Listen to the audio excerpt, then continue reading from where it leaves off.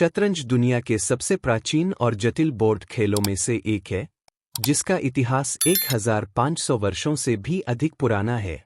माना जाता है कि शतरंज की उत्पत्ति भारत में गुप्त साम्राज्य लगभग 6वीं शताब्दी ईस्वी के दौरान हुई थी, जहां इसे चतुरंगा कहा जाता था।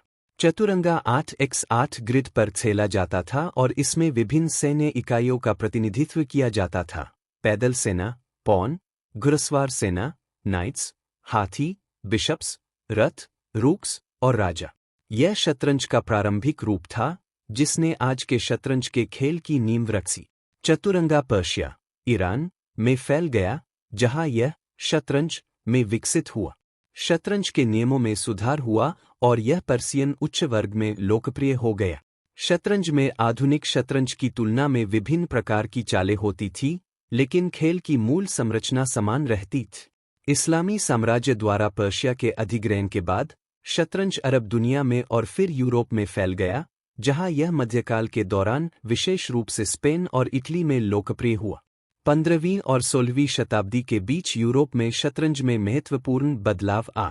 इस समय के दौरान रानी और ऊंट, बिशप के आधुनिक चालों की शुरुआत हुई, जो आज के खेल के लिए बहुत महत्वपूर्ण है, और खेल की गति तेज हो गई।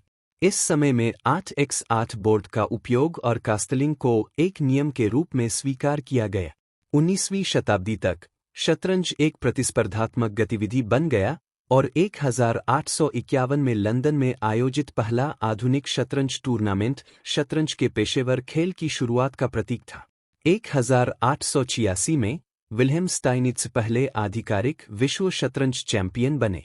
शतरंज की लोकप्रियता बढ़ी और 20वीं शताब्दी में महान खिलाड़ियों जैसे बॉबी फिशर, गैरी कास्पारोव और अनातोली कार्पोव का उदय हुआ, जिन्होंने शतरंज को एक वैश्विक बौद्धिक खेल के रूप में स्थापित किया। 20वीं शताब्दी के उत्तरार्ध में कंप्यूटर और कृत्रिम बुद्धिमत्ता का उदय शतरंज पर गहरे प्रभाव डालने लगा। 1997 में IBM का कंप्यूटर डीप ब्लू ने विश्व चैंपियन गैरी कास्पारोव को हराकर शतरंज में कंप्यूटर विश्लेषण की क्षमता को साबित किया।